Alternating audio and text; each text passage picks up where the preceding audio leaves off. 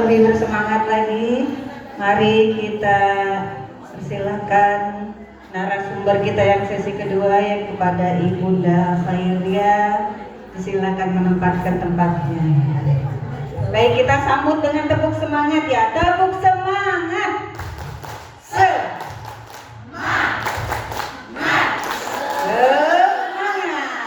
Baik. Terima kasih. Bismillahirrahmanirrahim. Perkenankan Ibu, saya Wisniati Farida yang insya Allah pada sesi kedua ini mendampingi Bunda, membersamai Bunda juga untuk Bapak Ibu guru yang hebat pada sesi kedua ini, yaitu tentang pendidikan inklusi. Masya Allah, dari temanya saja, dari judulnya saja sudah sangat menarik, karena sekarang banyak sekali ya Bun, di sekolah-sekolah kita harus menerima pendidikan yang memang merata, harus menerima dengan berbagai macam anak. Karena sebagai kita ketahui bahwa sekolah inklusi itu adalah kita menerima anak-anak yang berbagai macam, ada yang cepat tanggap, ada yang kurang, ada yang berbakat dan sebagainya. Maka untuk memiliki latar belakang yang berbeda dari orang tua, dari pendidikan orang tua, dari kalangan ekonominya yang berbeda, pada kesempatan ini insya Allah kita akan mendengarkan paparan dari narasumber kita yang hebat, yang luar biasa, dari Ibunda Insinyur Khairia MPD. Izinkan saya membacakan profil beliau. Beliau bernama Ibu Insinyur Khairia MPD. Pendidikan beliau adalah S1 Arsitektur Bun. Ya, secara latar belakang pendidikan luar biasa. Berbeda ya Bun, S1-nya Masya Allah. Namun beliau selaku pengamat pendidikan, pemerhati pendidikan, tentunya pasti ada yang melatar belakangnya beliau bersemangat ya, terutama untuk anak-anak inklusi, anak-anak Indonesia yang luar biasa. Lalu beliau S2-nya PAUD ya Bun, pendidikan anak usia dini. Masya Allah, ternyata beliau terus bersemangat belajar untuk bagaimana anak usia dini tersebut. Lalu ada pengalaman mengajarnya, izin kurang terlihat Bun ya, ada sebagai, izin saya berdiri ya, ada konsultan pendidikan beliau ya Bun, lalu kedua kepala sekolah PAUD, lalu juga kepala sekolah Cahaya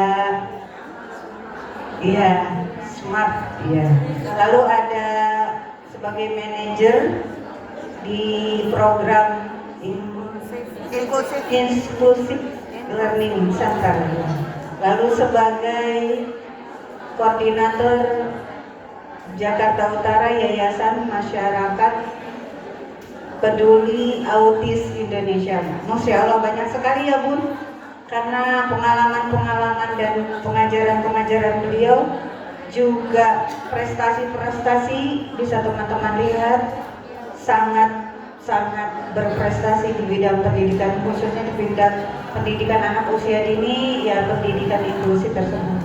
Baik, untuk lebih mendalamnya kita akan mendengarkan paparan beliau. Namun izin sebentar, boleh pantun Bun? beli cakapnya ya buat kita semua. Baik, anak pintar, anak istimewa. Semuanya duduk bersama. Guru RA hebat Jakarta Utara. Mari sambut narasumber untuk kita semua. Beri aplaus yang meriah. Pada waktu disilakan Bunda.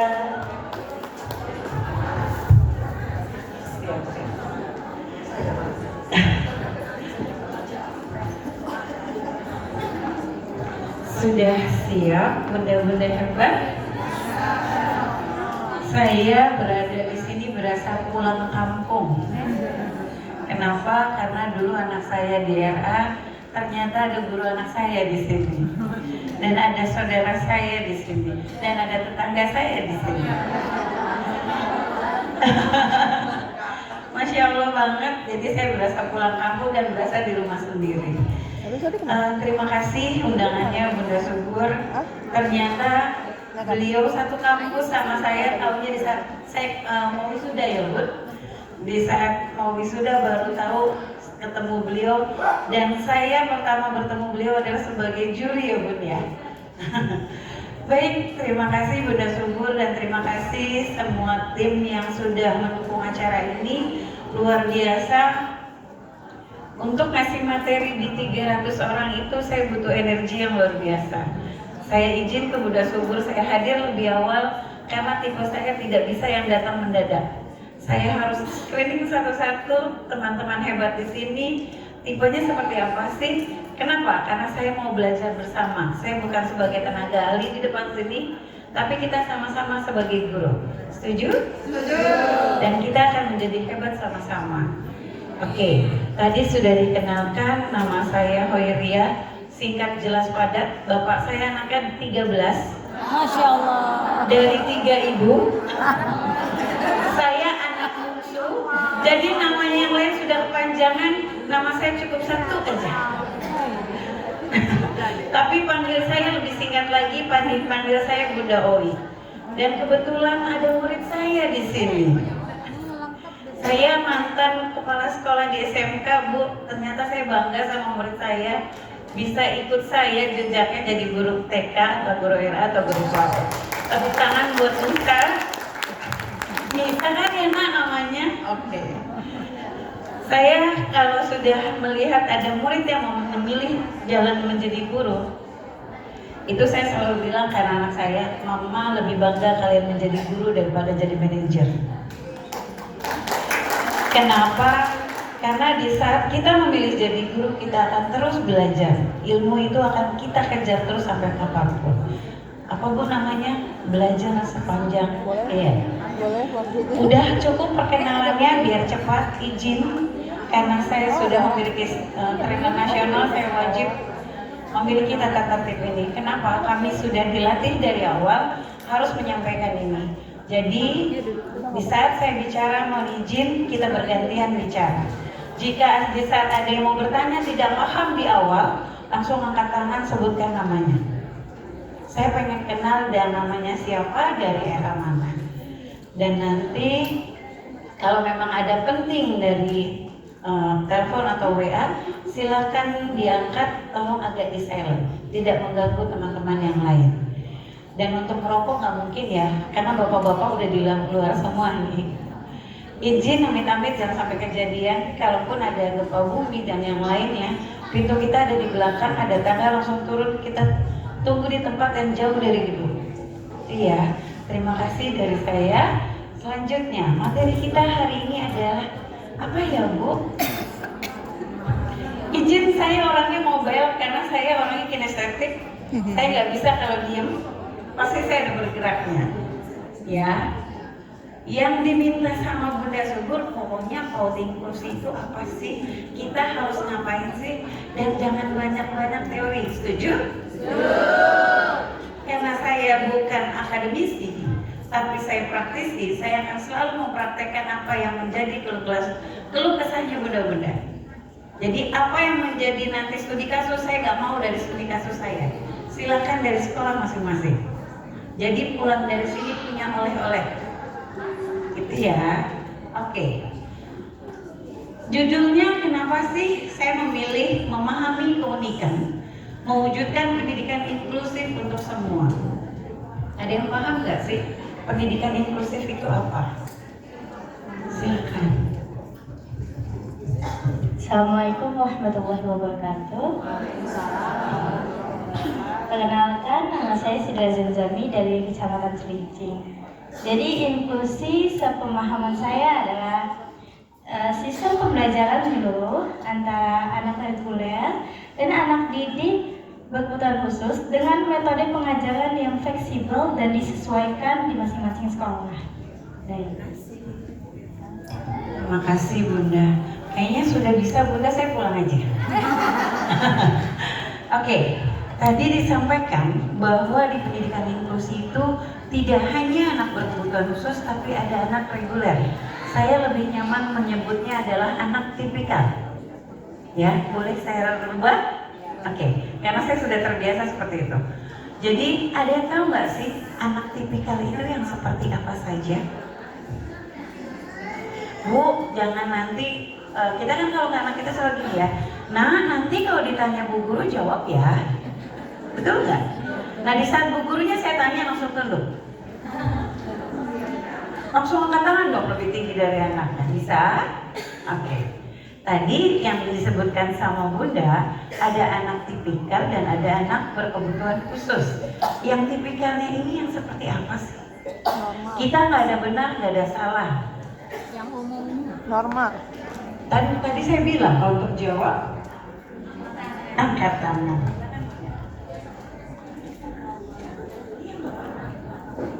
Iya, kalau saya Bu Warti, asalnya era dari Malang. Anak tipikal itu anak yang sesuai dengan tahapan usia, anak normal. Terima kasih Bunda. Anak tipikal ini sebenarnya memang anak yang tidak punya masalah. Tapi jangan salah, di sekolah inklusi ini tidak hanya semata anak berkebutuhan khusus dan anak tipikal yang kita layani. Bunda, kalau mau tahu di sekolah kami lengkap. Berkebutuhan khusus apapun itu ada. Dari yang paling mudah sampai yang paling berat. Cerebral palsy di sekolah kami ada. Autism di sekolah kami ada. ADHD di sekolah kami ada. Ada yang ganda, 1 anak 2 berkebutuhan khusus, ada lengkap. Tapi di sekolah kami juga ada anak tipikal, tapi dia butuh layanan khusus. Kenapa? Karena orang tuanya divorce, orang tuanya bercerai, terjadi kekerasan, mamahnya ditusuk. Ngeri banget ya Bun, tadi Bunda Retno begitu, di saya adalah gini. Jadi sekolah sekolah inklusi itu tidak semata-mata hanya anak berkebutuhan khusus. Jadi anak tipikal yang membutuh layanan khusus boleh ada di sekolah inklusi. Ada juga anak yang tadi tindak kekerasan yang seperti Bunda Retno sampaikan. Kalau ini kan mamanya yang kena nih, tapi anaknya jadi trauma. Kalau ini dibalik lagi, ada yang pindah ke sekolah kami, anak ini dibully, dikunci di kamar mandi dari pagi sampai sore. Kenyataan ada di sekolah saya tuh sekarang. Awalnya anaknya kalau ngelihat pagar sekolah, itu dia langsung teriak, tidak. Sekarang kalau nggak sekolah nangis. Kenapa? Karena dia nyaman di sekolah kami. Gimana sih biar anak-anak ini nyaman? Siapa yang di sekolahnya punya anak berkebutuhan khusus yang nggak bisa diem? Tawaf ya Bu di kelas atau lebih dari tawaf? Ada yang tantrum benturin kepala ke tembok? Ada. Ada yang nggak benturin kepala ke tembok tapi dia begini-begini? Ada. Bu, di sekolah kami beragam. Tapi sekarang jadi tahun lalu, ini kan karena tahun ajaran baru ya. Karena di sekolah kami, kalau udah tahun ajaran baru seperti ini, karena kami sekolahnya menjadi tempat studi tiru, jadi kami tidak terima tamu di saat bulan Juli sampai bulan Agustus akhir. Kenapa? Karena kami sedang menerapkan SOP di sekolah. Kapan anak itu boleh berdiri, kapan anak itu harus angkat tangan, kapan anak itu boleh teriak. Jadi ibu-ibu bisa kok melatih anak berkebutuhan khusus. Di sekolah kami untuk saat ini tahun lalu masuk itu di tahun ajaran baru 38, tapi di akhir tahun ajaran 68. Yang separuhnya ABK, yang separuhnya tipikal dan butuh layanan khusus. Tapi kredit nggak Bu sekolahnya? Enggak.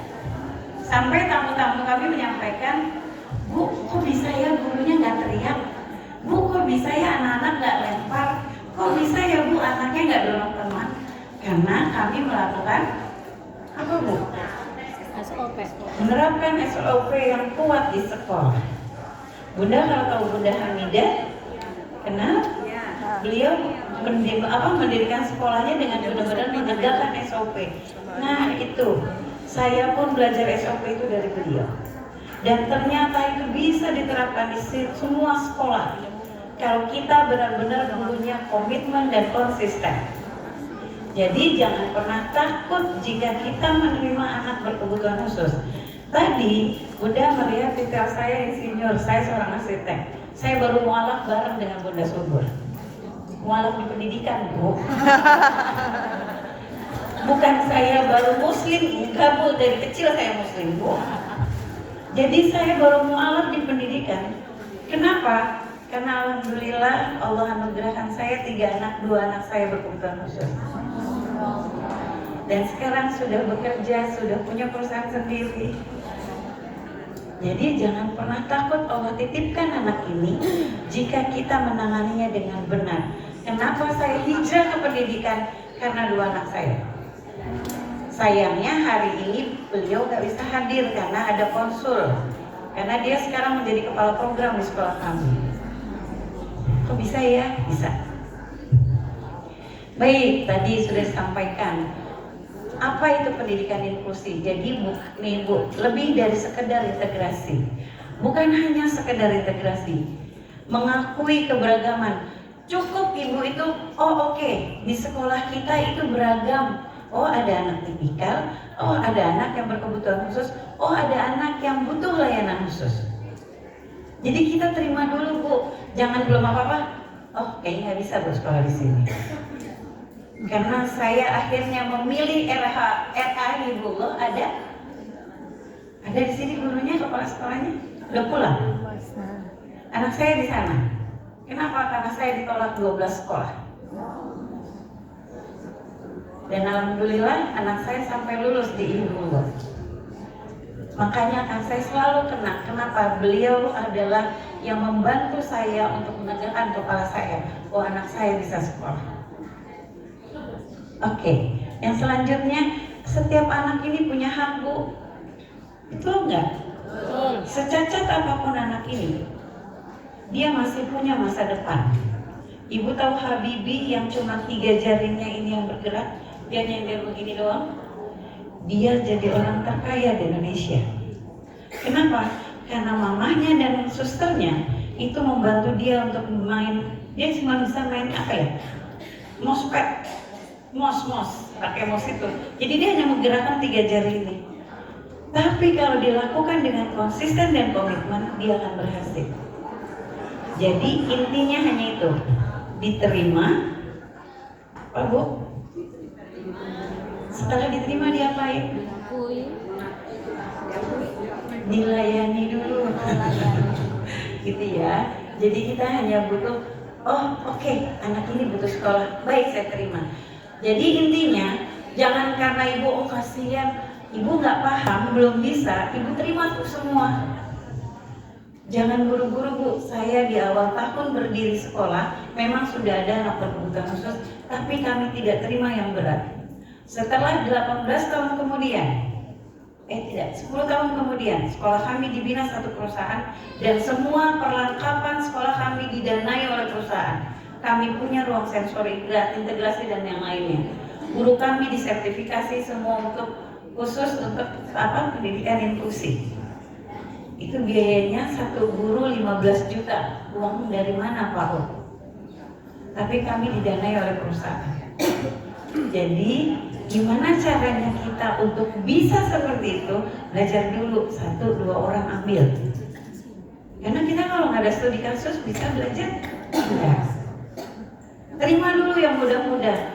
Yang agak rungsing banget jangan terima dulu. Yang cuma ada yang pernah ngerti gitu? Ada? Ada yang suka gini? Ada. Udah mendalami Bu 30 tahun soalnya. Itu ya. Jadi pendidikan inklusi itu bukan hanya semata-mata anak berkebutuhan khusus. Jadi anak tipikal dan anak berkebutuhan khusus. Siapa aja sih yang dilayani tadi? Semua anak dan anak berkebutuhan khusus. Kita biar cepat. Nah ini Mengapa sih inklusi itu penting? Yang pertama adalah mewujudkan kesetaraan akses. Kalau tadi kata Bu Retno, SLB sedikit, benar, dan SLB hanya terima 5 anak. Sisanya mau kemana? Semakin banyak dong tuh ATS, anak tidak sekolah.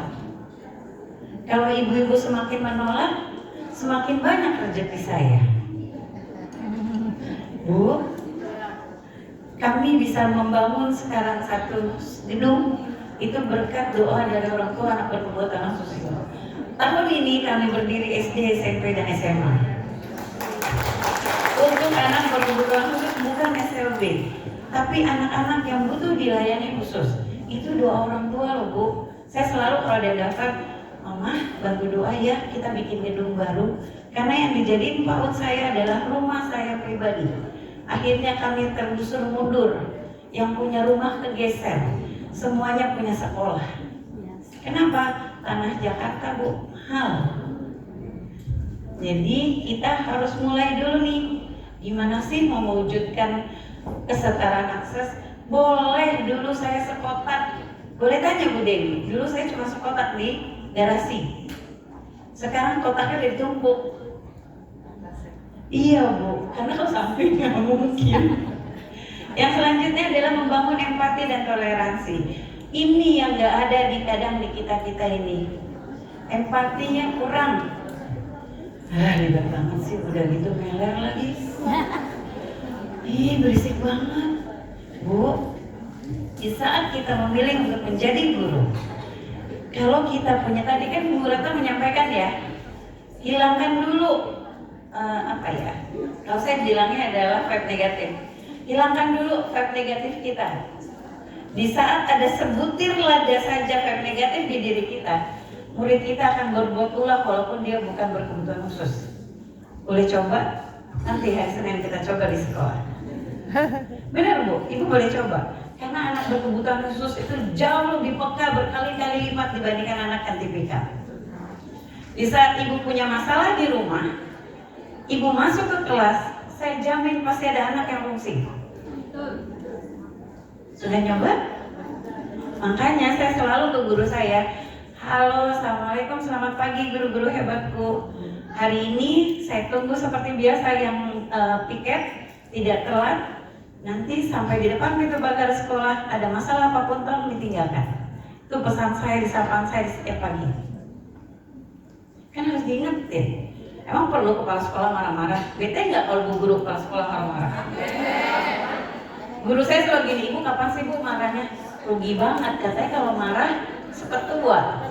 Saya udah tua nanti tambah tua. Jadi saya selalu sapa seperti itu. Nanti masalah itu mau diambil lagi pulangnya silahkan. Mau ditinggal di situ terserah. Kenapa? Di saat kita sudah vibe positif, saya selalu gini. Oke, hari ini kalau si yang rusuh itu datang, ada contoh namanya Ani. Wow, Ani hari ini datang. Selamat pagi ya Nak, selamat atau assalamualaikum Nak. Kamu pasti jadi anak yang luar biasa, bisa ikut aturan Bu Guru dan bisa belajar di sekolah.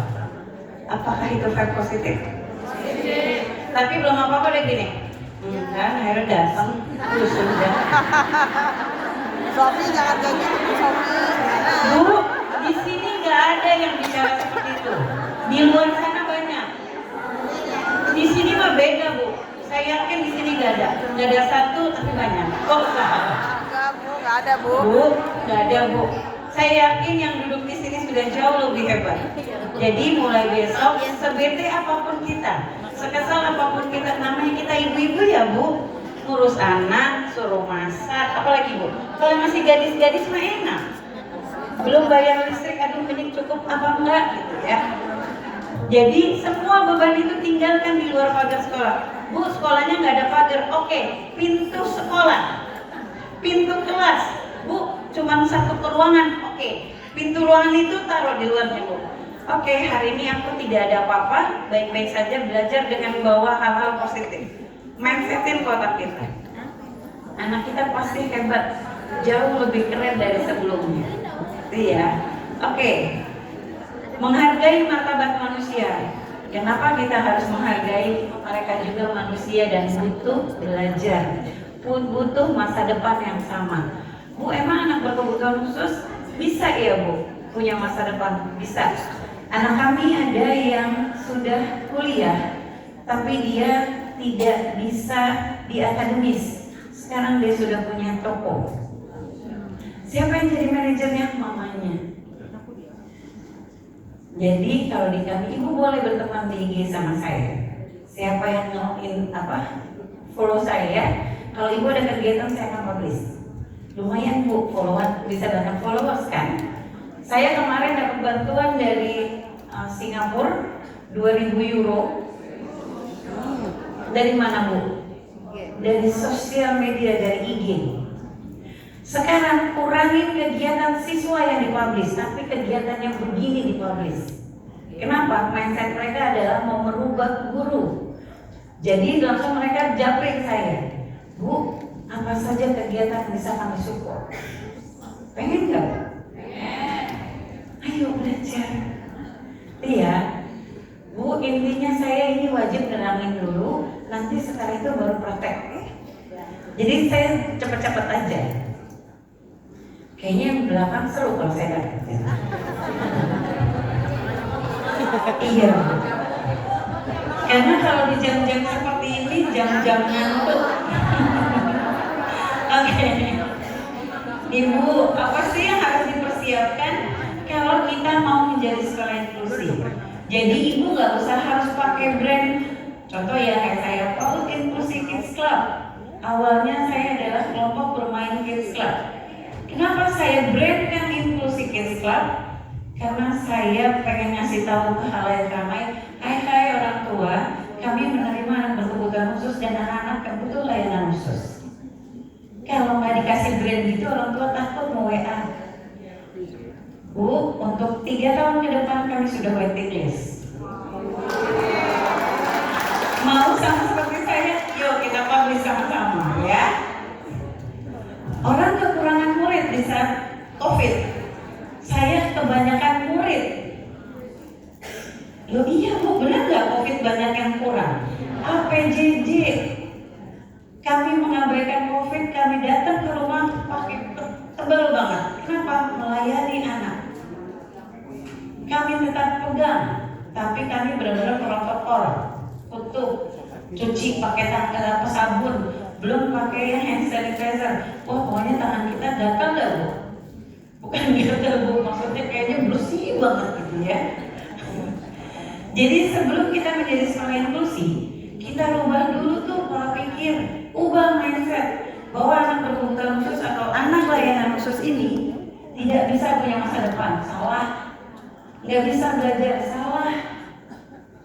Murid kami bisa, yang nggak bisa akademis kami latih nari, jagonya luar biasa. Kami latih perkusi, jagonya luar biasa. Kami latih lukis, bisa. Sekarang ada yang bisa jualan sepatu lukis dan baju dilukis. Jadi jangan mikirnya adalah belajar. Stres Bu, anak udah nggak kuat di akademis, kita paksa belajar baca, nggak dapet. Siapa yang masih pakai LK? Bu, LK mahal. Jangan ya, nanti saya dimarahin Ormin. Di sekolah saya sudah tidak ada namanya fotokopian.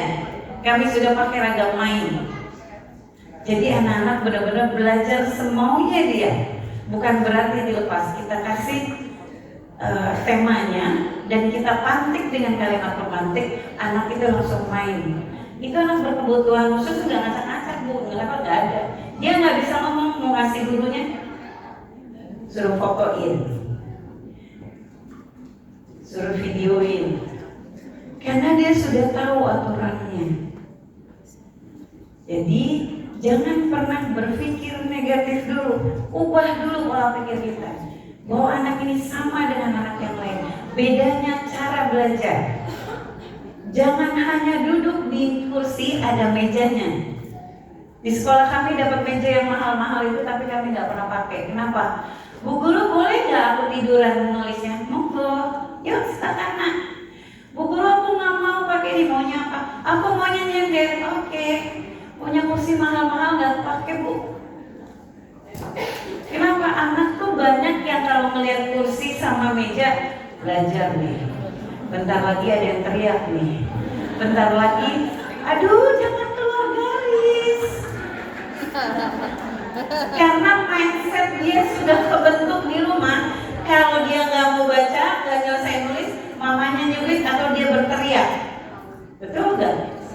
Jadi dia ngeliat buburnya, sama kayak mama.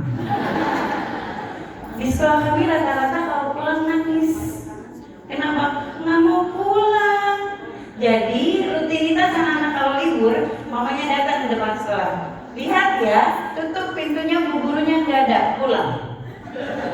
Benar bu, ini kejadian nyata, bukan saya berbohong karena berdiri sini, tidak. Karena dia merasa sekolah adalah rumah kedua, bu gurunya adalah orang tua kedua. Dia nyaman, makanya walaupun kami sekolahnya kecil, sekolah kami bukan di gang di depan jalan besar bu. Tanya Bu Dewi, sekolah kami di gang sempit, tapi menteri sudah hadir, gubernur sudah hadir, Pak Lurah apalagi, Bu besok ada kunjungan ya gitu. Apalagi di saat saya sudah nasional kemarin lomba, banyak datang dari luar daerah. Jadi bukan berarti sekolahnya besar di pinggir jalan itu akan banyak orang hadir, belum tentu. Apa yang kita jual? Kualitas pembelajaran. Paham ya? Kayaknya ngantuk nih. Merenung ya Bu. Kolaborasi lintas pihak. Ibu tidak bekerja sendiri, Bu. Belajar paling lama berapa jam? 5. Ada yang di bawah 5 atau lebih dari 5? Di bawah 5. Satu hari berapa jam Bu? Satu hari berapa jam? 24 jam. Dikurangin tadi 5, ya Bu? 19 jam. 19 jam. Apakah 19 jam itu menjadi tanggung jawab Ibu? Siapa tanggung jawabnya? Nah, ajak kolaborasi orang tuanya. Di sekolah kami tidak pernah ada PR. Siapa yang mengerjakan PR? Mama. PR-nya apa Bu? 1 tambah 1, 2? Tidak. PR-nya adalah di saat tahun ajaran baru setelah MPLS kami melakukan observasi awal. Kami lakukan sampai akhir bulan Juli. Ibu udah ngapain tuh setelah MPLS? Langsung belajar. Di kami observasi Bu, dilihat fisik motoriknya bagaimana perkembangannya, kognitifnya bagaimana, terus apa lagi? Bahasa dan komunikasinya bagaimana, apalagi? Sosial emosional tadi sudah, apalagi? Nilai agama dan budi pekertinya seperti apa? Ini sudah pakai kurikulum Merdeka, sudah pakai yang cinta? Sudah. Saya senang banget loh itu kurikulum cinta, saya mempelajari walaupun saya bukan RA. Kenapa? Karena pasti ada akan murid RA ini yang butuh pendidikan inklusi. Jadi saya harus mendalami nih, kurikulum cinta itu metodenya apa sih? Jadi saya lagi inovasi lagi nih untuk kurikulum cinta nanti. Nah selanjutnya adalah penguatan kapasitas. Sorry. Untuk yang kolaborasi ini tidak hanya orang tua. Ibu, kalau ibu nggak punya tenaga ahli, ibu kalau mau kerjasama sama puskesmas, bikin surat untuk kerjasama gratis. Cuma ngasih makan di saat makan siang. Untuk screening awal, kalau nggak bisa kita screening sendiri. Karena guru kami 13 orang sudah dilatih semua, jadi sudah bisa men-screening. Dan untuk di tahun ini satu anak di screening 13 guru. Jadi sedetail apapun pasti dapat. Gimana kalau kita screening sendiri? Dapatnya sedikit kan? Di saat berdua ada banyak nggak? Ditambah lagi dari segala sisi pasti dapat. Jadi kenapa kami lakukan seperti itu? Karena di tahun lalu satu guru satu siswa observasinya di saat di akhir melakukan anak berkebutuhan khusus yang bermasalah. Ternyata ada anak tipikal yang nggak bisa baca di akhir. Ibu ngajarin baca nggak Bu? Ngajarin, tapi kami nggak pakai buku. Ibu ngajarin matematika nggak Bu? Ngajarin, tapi kami bukan 1 tambah 1 2. Boleh nggak matematika perkalian ada di TK? Seperti apa?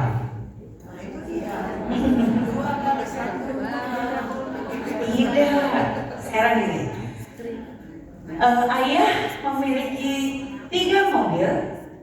1 mobil ayah rodanya 4. Ada berapakah roda mobil ayah? Perkaliankah ini? Karena kita sudah memakai kurikulum merdeka yang metodenya adalah deep learning. Apa? Deep learning apa aja? Meaningful, joyful, Meaningful, joyful, joyful, mindful. mindful. Yang mindful itu seperti apa?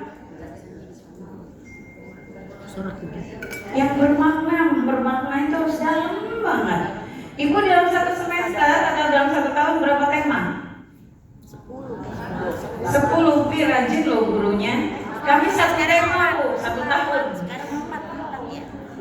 Jadi tema kami itu 1 tema 1 tahun, tapi dibahas kupas tuntas, setuntas-tuntasnya. Jangan anak baru mau ngerti pindah, baru ngerti lagi pindah. Jadi gurunya harus banyak belajar nih. Contoh pohon. Ini apa aja yang mau dipelajarin dari si pohon ini? Ini bisa dibahas dalam 1 tahun. Contoh akar. Ini akar ini bisa 1 bulan lebih Bu. Ngebahas akar doang nih. Kami tahun lalu apa 2 tahun lalu ya? 2 tahun lalu kami membahas adalah Tanjung Priok. Kenapa? Karena saya tinggalnya di Volker. Ibu tahu Volker? Yang keren itu Bu. Iya, tahu keren. Yang suka masuk TV. Iya, ada bak air. Tahu kan? Ada bak air. Ada apa Bu? Dulu ada patung sapi. Kan di Volker itu ada apa sering masuk TV? Oh, ada kepentingan. Betul. Ada narkoba Bu. Jadi di kami ada membahas tentang narkoba. Kenapa? Karena ada anak bandel sekolah di kami. Loh, mau ditolak? Bu, saya mau daftar. Mau ditolak nggak? Nggak boleh, anak ini nggak punya salah. Jadi kita titipkan pesan ke anak ini bahwa narkoba itu berbahaya. Tapi teman-temannya tahu. Jadi di kurikulum kami itu ada pembahasan tentang narkoba. Berat loh Bu di kami. Benar nggak Bu? Yang sekolah di Volker? Berat kalau di kami. Mendingan di tempat ibu-ibu. Di kami itu harus benar-benar detail. Kenapa kami harus lihat dulu di sekolah kami yang masuk tahun ini siapa? Jadi kami kenapa pendaftaran lebih awal biar tahu latar belakang anak. Jangan anak yang nggak ngerti kiwi, kita bahasnya tentang kiwi. Anak nggak tahu buah plum, kita bahasnya tentang buah plum. Melongo dia. Dia tahunya buah apa? Yang sering terlihat mata dia adalah melon, pepaya, nanas, betul nggak? Sekarang tambah buah naga. Bukan buah. Iya. Sekarang iya ada semangka. Terus kita ngajarin tentang plum, nggak nyampe. Kecuali 1-2 orang yang biasa belanja ke supermarket, orang tuanya minum atau ngejus plum. Ditambah lagi itu saya pernah datang ke satu sekolah buah bit. Emang anak ngerti buah bit? Buatlah tema yang paling dekat dengan anak. Jeruk. Pisang. Pisang boleh Bu. Oh yang paling bisa dilihat kan pisang, Jeruk. nanas, jeruk. Iya kayak gitu. Tapi Nih, anak selanjutnya adalah penguatan kapasitas. Jadi guru selalu dibekali cara ngajar. Jangan cuma pelatihan yang jelasin biasa. Cari yang pelatihan berpraktek. Bukan saya nawarin diri ya Bu, tidak banyak teman-teman saya yang bisa setiap pelatihan pasti praktek. Kenapa? Kita kalau untuk teori-teori sudah banyak banget deh. Betul nggak? Ikut aja yang online. Nggak repot, nggak ninggalin siswa. Bisa pagi, bisa siang, bisa malam. Tapi kalau yang praktek susah. Makanya saya selalu bilang, saya nggak mau bikin pelatihan yang tidak praktek. Kenapa? Guru-guru wajib belajar. Jadi apa yang masalah di sekolah itu bisa pulangnya dapat solusi. Strategi penanganan pembelajaran berdiferensiasi. Nah ini nih yang di saat kurikulum merdeka pembelajaran berdiferensiasi. Bunda, materi ini saya sudah kasih ke panitia, silakan boleh minta. Saya izinkan. Silakan disebarkan.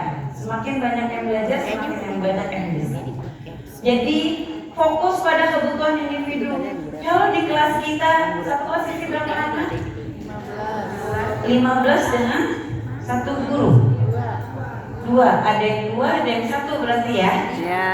Nah Bu, dari 15 anak ini kita harus tahu dulu nih, dia butuhnya apa aja. Makanya kita butuh namanya observasi awal. Dia bagus nggak di komunikasi dua arah? Di usia segitu dia benar-benar nggak nih? Dan tadi disampaikan ada yang delay speech gitu ya. Ini yang biasa masuk ke SD, ke TK, RA atau PAUD. Bu, anak saya bukan autis, bukan ADHD, bukan itulah. Tapi anak saya delay speech. Saya selalu nanya, usia berapa Bu? 5 tahun Bu. Maaf Bu, 5 tahun tidak ada anak yang bisa dibilang speech delay. Batasnya adalah 3 tahun. Sudah lebih dari 3 tahun dia masih speech delay, ada rumah besar lagi nih berkebutuhan khususnya. Paham ya? Silakan cek ke psikolog. Psikolognya jangan asal psikolog, tapi yang klinis. Psikolog klinis adanya di rumah sakit atau di biro psikologi, hati-hati. Karena ada yang bukan psikolog klinis. Ya, psikolog klinis itu memang khusus ya Bu. Karena psikolog ada yang buat HRD, namanya PIU. Gitu ya. Karena ketidakpahaman, bukan tes IQ. Ini yang selalu salah. Bukan tes IQ. Penegakan diagnosa atau asesmen kayak tadi disampaikan Bunda Retno. Karena anak-anak berkebutuhan khusus atau anak TK, Ibu jangan buru-buru mau kalau ditawarin untuk tes IQ. Ibu walaupun dapat fee, jangan Bu, dosa loh. Guru adalah orang pertama yang akan masuk surga. Guru adalah orang pertama yang akan masuk neraka. Setuju? Apa yang diajarkan salah kita akan dicari sama anak yang ngajarin sholatnya dia. Kok saya masuk neraka, beliau enggak? Enggak adil dong. Jadi jangan sampai salah. Karena kalau kita tes IQ anak itu belum siap dan belum mapan, kan anak berangkatnya dari beberapa orang tua ya.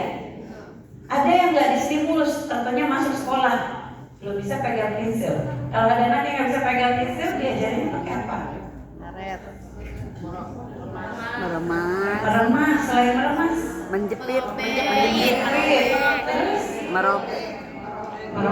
membenting. Kalau mamanya di rumah nggak bisa beli tuh namanya kertas origami dan teman-temannya pakai apa? Pakai tisu butuh dibeli kan Bu? Pakai apa? Bu, kalau bikin kegiatan usahakan tidak menggunakan bahan makanan. Nggak boleh.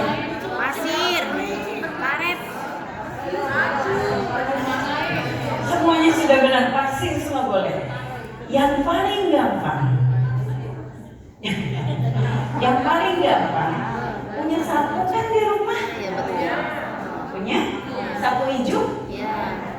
Bu, anak di saat suruh nyapu dia masih megangnya menggenggam, jangan dikasih pensil. Stres. Kalau dia sudah megangnya masih begini nih, jangan dikasih pensil. Nih menggenggam gini Bu, apalagi dia megangnya 2 gini. Itu belum bisa pegang pensil. Di saat anak itu megangnya sudah begini nih, kelihatan yang belakang? Ya. Nih, megangnya sudah begini nih atau begini nih. Nih udah seperti ini. Baru kasih pensil. Caranya habis dari sapu, kasih pemoceng. Gada pemoceng sama nggak sama pensil? Sama.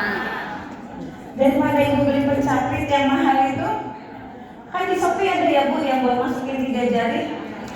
Jangan beli Bu. Terus ada lagi pensil yang grit Yang mahal itu merek Lira. Yang gak licin. Yang biar gak licin. Itu mahal Bu, nggak semua bisa beli. Nanti malah orang tua yang dibuat pembayaran yang mahal. Pakai aja kemoceng, ajarin orang tuanya. Di saat dia sudah begini, sudah baik nih, udah ayunan ini baik, ini udah siap pegang pensil. Tapi kalau dia masih bergeraknya satu badan, dia belum siap pegang pensil. Dapat gak dia ilmunya dari awal? Jadi di awal tahun ajaran baru sampai akhir bulan Juli, jangan bikin kegiatan di meja. Tapi nih contoh, Bu, di awal adalah karena untuk proses menulis anak harus kuat di sendi. Ini nih Bu, sendi pelurunya, sendi di sininya, sendi di sininya, dan sendi ininya. Jadi di awal ajarin anak untuk muter. Jangan sekolah di PAUD, diajarin baca, gerak mulu. Karena ada tujuannya. Jadi puter Bu, aja muter. Mau pakai musik boleh, nggak pakai musik boleh. Kalau dia ini udah pintar, balik lagi dulu, lurusin yuk. Bu gurunya ini akan nggak kena frozen shoulder. Yang usia sudah di atas 40 tahun, hati loh kalau tidak bergerak. Jadi gerakin ini dulu. Kalau ini sudah bagus, baru dia suruh begini. Kalau sudah lagi, dia suruh begini, putar. Atau dia suruh gerakin begini. Terus kalau sudah ini. Jangan belum apa-apa, sudah dikasih yang lain. Kasihan anaknya, stres nanti. Yang selanjutnya adalah lingkungan anak secara emosional. Tadi disampaikan sama Bunda Retno bahwa sekarang ini banyak pembulian, betul enggak? Siapa orang pertama yang membuli? Siapa bully teman terdekatnya? Orang tua. Orang tua. Pernah sadar nggak sih kita sebagai orang tua suka bully anak kita? Iya. Aduh si pesek, kata ibu. Iya. Udah dibilang pesek cantik, enak ya Bu ngedengar depannya, belakangnya senyum. Tapi kita udah ngebully loh Bu. Terus ada yang kakaknya pinter banget, adiknya sedang, dan adiknya lagi di bawah banget. Coba ya kamu kayak si kakak tuh kalau belajar, itu ngebully nggak? Boleh. Ibu mau nggak dibandingkan sama suami atau sama pacar? Mah, tetangga sebelah lebih cantik loh sama mama.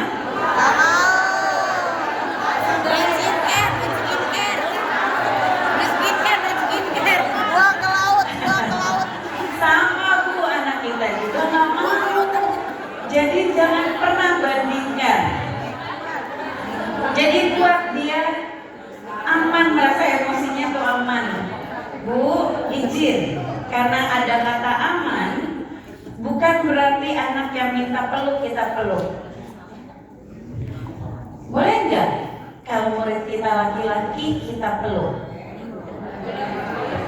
Boleh? Boleh? Nggak boleh. Maksimal adalah usia 3 tahun. Itu murid Ibu? Bukan kan?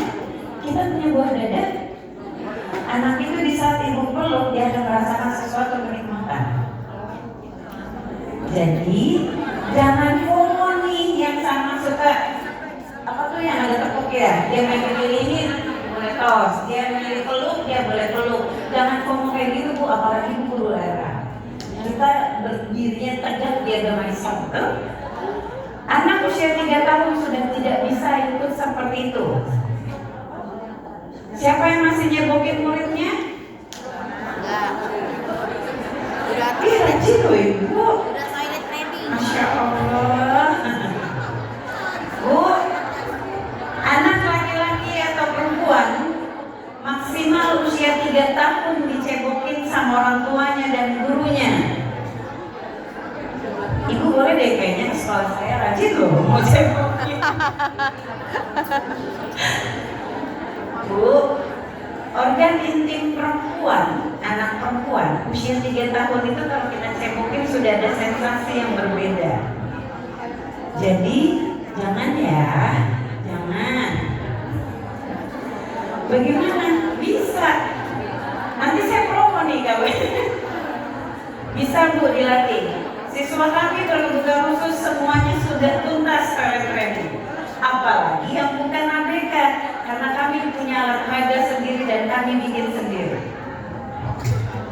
Kenapa saya kemarin menang nasional? Karena saya alat peraga itu sudah saya lombakan dan sudah saya jadi penelitian saya di tesis saya. Itu maksimal 2 minggu. Ada pindahan dari sekolah lain sudah 2 tahun sekolah di sekolah yang lama, belum pas pampersnya. Setelah masuk ke kami langsung jadi target toilet training 2 minggu selesai. Dan kalau melihat di IG saya namanya siapa ya? Ezra Bapak sekarang sudah SD. Mamanya tuh benar-benar Masya Allah ya Bu bisa, ya ada prosesnya. Nanti saya ajarin kalau mau praktek. Selanjutnya teknologi asistif, jadi pemanfaatan alat bantu boleh Bu. Anak kecil itu main digital boleh. Kalau nggak diajarin nanti dia ketinggalan. Apalagi ada yang dapat bantuan IFP dari pemerintah? Belum ya? Maaf ya Bu, sabar nanti dapat. Jadi di kami ada bantuan IFP. Jadi anak-anak belajar digital. Jadi mereka biar nggak gaptek, ya. Oke. Ada pertanyaan? Belum. Menciptakan kelas sama untuk semua. Jadi lingkungannya harus fleksibel. Jadi jangan duduknya melingkar aja atau kotak-kotak aja. Bikin yang fleksibel. Bu Guru kalau seandainya anaknya sudah kita tempatkan kursinya yang kita setting, tapi dia nggak mau, boleh nggak dia milih duduk di bawah? Boleh di sini apa di sekolah? Boleh Bu. Boleh, nggak apa. Berenangan di laut. Karena anak kecil itu kan tergantung pembiasaan di rumah. Nanti kalau sudah dia usianya siap untuk masuk SD, yuk siap masuk SD apa saja Bu? Ini melebar kemana-mana ya, karena saya pengen saya punya oleh-oleh dan pulang. Siap masuk SD itu apa saja sih persyaratannya? Sudah bisa membaca, sudah bisa menulis, Mandiri. sudah bisa Mandiri. berhitung, Mandiri. Anak-anak SD sekarang gurunya maunya begitu. Sebentar saya nggak dengar. Apa Bu? Siap mental, Bu. Yang paling utama adalah 6 aspek perkembangannya dia sudah siap. Apa saja? Kognitifnya harusnya dia berhitung. Konsep berhitungnya dia sudah harus siap. Berpikir kritisnya harus siap. Itu ya. Distimulasi, jangan karena takut gak laris diajarinnya baca tulis itu aja. Akhirnya kreativitasnya tidak tergali. Bu, ini penelitian dan sudah dilakukan penelitian. Anak cerdas itu, anak pintar membaca itu bukan karena dia belajar babi bu bebo. Dari mana Bu? Tidak, diajak komunikasi 2 arah. Ini bukan saya Bu yang melakukan penelitian. Ibu tahu menteri kita Ibu Stella yang kacamatanya nyentrik itu? Beliau melakukan penelitian itu sudah berkali-kali. Karena komunikasi 2 arah anak kita dilatih, kecerdasan yang meningkat optimal. Itu ya. Jadi kalau mau melatih anak kita kecerdasan yang semua baik, mulai dari dia baru lahir maksimal adalah usia 5 tahun. Itu speednya kalau kita naik motor, itu kecepatan tertinggi berapa di motor? 120 atau 140? Oh tergantung motornya ya Pak, cc-nya bisa atau enggak. Iya kalau itu 150 cc dia bisa lebih deh. Anggap 130 ya. Nah kecepatannya bisa sampai segitu. Tapi kalau sudah 5 tahun ke sini dia sudah mulai melambat. Tapi yang paling bagus itu adalah di usia baru lahir sampai 3 tahun. Contohnya, cucu saya di usia 2 tahun tidak bisa bicara. Adik mau apa mau? Adik mau ini? Gitu. Kami lakukan intervensi selama 3 bulan, sekarang sudah cerewet, Masya Allah. Adek mau makan apa? Adik gantang mau makan ayam. Ayamnya diapain? Dibumbu merah atau digoreng. Sekarang kalau saya nelfon, adik gantang lagi apa? Adik gantang sedang bekerja di kantor ayah. Apanya yang bekerja? Ada dump truck, ada kontainer, disebutin semua. Kenapa? Karena ada stimulus yang dilatih. Dilatihnya harus diapain, Bu? Memang ada intervensi berbeda kalau untuk anak berkebutuhan khusus. Atau mau diajarin sekarang, kita pulangin nanti malam jam 9. Boleh. Nanti diajarin ya, Bu. Yang singkat-singkat aja saya ajarin. Pendekatan multimodalitas. Jadi instruksi disampaikan melalui visual, audio, dan praktek. Jangan hanya ngomong, kasih gambar. Jangan hanya gambar ya, kasih sampaikan apa saja nih. Ibu kalau anak-anak mau pulang harus apa dulu? Baca doa. Baca doa. Setelah baca doa, kalau mau pulang barengan gitu, gitu enggak? Gantian kan satu-satu. Apa persyaratan dia bisa boleh pulang? Dikasih pertanyaan. Pertanyaannya apa? Pelajaran yang tadi dipelajari contohnya. Oh, mengenal berupa dari apel. Ibu pernah nggak mendeskripsikan tentang apel? Aku adalah sebuah buah. Udah sebuah buah lagi ya. Warnanya merah, hijau, kan ada warnanya kan? Kenapa kita tambahin warnanya banyak? Biar dia muter dulu. Oh ya, kalau langsung warnanya merah, bentuknya bulat, apel. Gampang. Apel itu ada warna apa aja? Ada hijau, ada merah, ada warna pink. Sebutin, Bu, biar dia jalan dulu, Bu. Mau ke ujung sana dia muter dulu, belok sana dulu, sana dulu. Kenapa? Untuk melatih critical thinking-nya anak. Ya. Jadi jangan dibiasain 1 tambah 1 siapa yang bisa? 2. Ayah mempunyai permen 4. Ibu mempunyai permen 3. Kakak datang meminta permen ayah 2 dan minta permen ibu 3. Susah nggak? Anak murid saya yang ABK bisa jawab itu. Kenapa? Karena dilatih terus. Jadi anak tuh cuma butuh dilatih, konsisten dan komitmen. Gitu ya. Bu beneran, Bu bisa beneran. Kalau saya datang ke sekolah saya. Selanjutnya penilaian harus adil. Tadi kata Bu Retno disampaikan, anak yang ABK dikasih nilainya sama nih sama anak yang bukan ABK. Saya tanya Ibu, rubrik penilaiannya sama enggak antara yang tipikal sama anak yang berkebutuhan khusus? Punya enggak rubrik penilaiannya? Jujur. Punya? Contohnya? Ibu pakainya yang BB gitu. BB, MB, BSH, BSB. Saya tanya, siapa yang satu sekolah? Ada guru yang satu sekolah di sini? Iya, maksudnya saya pilih satu. Siapa yang satu sekolah? Satu sekolah nih, Bu. Bu, bukan berarti saya Nih satu sekolah, Bu. Bu, intinya gini, bukan berarti hari ini salah, Ibu salah semua, tidak. Kita akan jauh lebih baik nantinya, betul nggak? Buat apa saya suruh datang ke sini kalau Ibu nggak mau berubah? Kan saya datang ke sini menyempatkan waktu ya, Bu. Jangan sampai ini Sia-siakan. Sekarang saya tanya, Ibu kalau di BSB, Ibu penilaian sama seperti itu? Yang mana? Maaf ya, Bu ya. Ibu penilaiannya sama seperti tadi, BB, MB, BSH, BSB.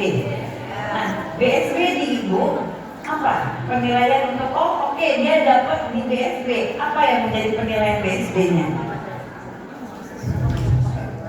Dari dalam satu hari itu biasanya sudah mulai bisa ngerti, teratur, kemudian ada peningkatan, dia bisa lebih konsentrasi, fokus. Tentu kalau dalam bermain juga, pokoknya itu yang oke lah untuk saya. Jadi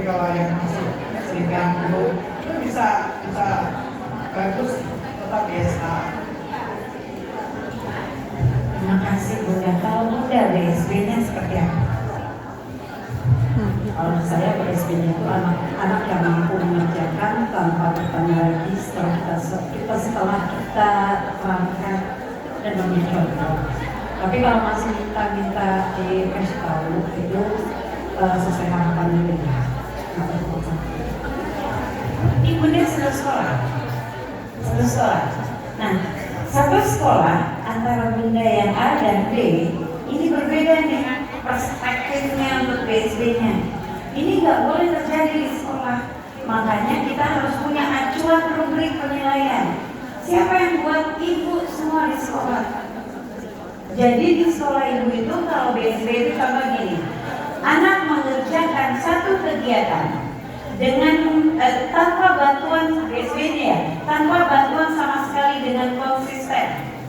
Tuh, kalau ibu bilangnya tadi benar-benar bisa banget gitu ya, kan bahasanya beda kan dengan ibu. Kalau ibu bikin yang sama, nanti di saat ada mama mengambil rapor, jawaban ibu sama jawaban ibu akan sama. Jadi nggak ada tuh nanti gini, kok sama bu guru itu bisa ya anak kita, kok sama bu guru ini nggak bisa. Akhirnya apa bu?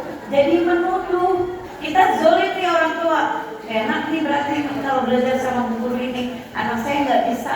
Tapi kalau kita punya rubrik tersendiri, penilaiannya sama, ini nggak akan terjadi.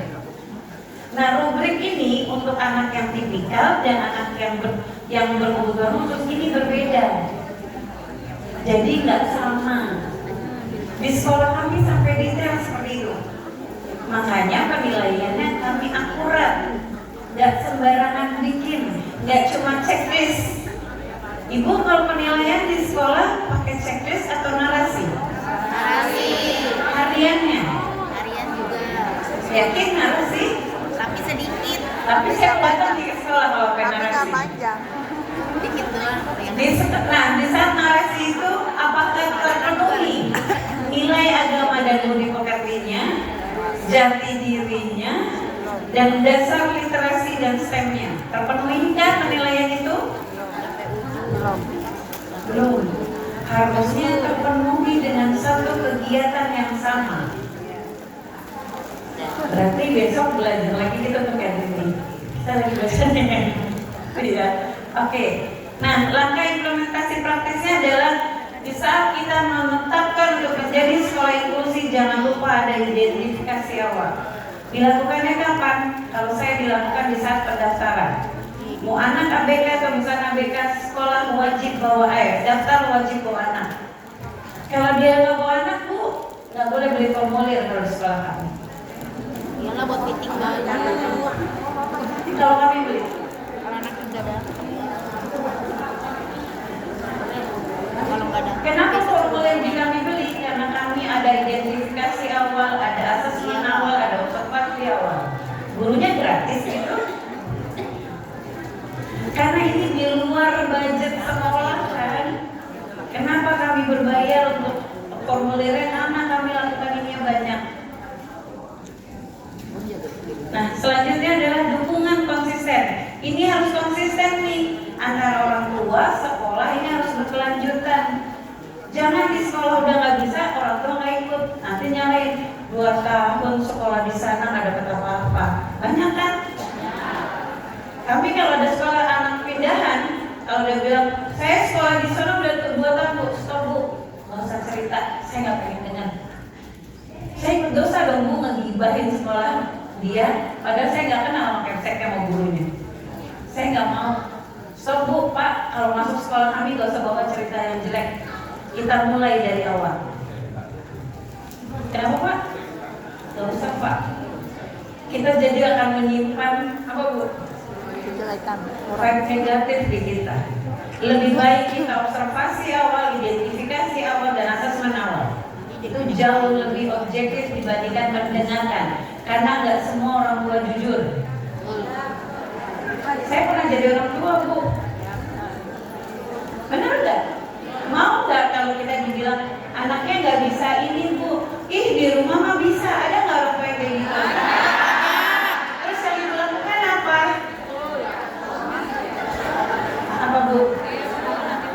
Kalau kami yang kami lakukan ada baik bunda, biar penilaian yang kami ganti tolong buatkan video yang sampaikan bahwa anak ini mampu buatkan video tanpa terputus. Perlu ribut? Perlu menjelaskan panjang? Tidak. Kalau dia buat berarti benar. Kalau dia nggak sempet, bohong. Memori penuh. Iya. Dan nanti ibu juga pakai data. Di saat anak itu tidak bisa, videokan. Anak itu bisa juga videokan. Jangan dipublish di sosial media. Di mana? Bikin Google Drive. Di saat bagi rapat, Bu, anak saya bisa ini, balik laptopnya. Izin mama, saya akan sampaikan anaknya belajar seperti ini.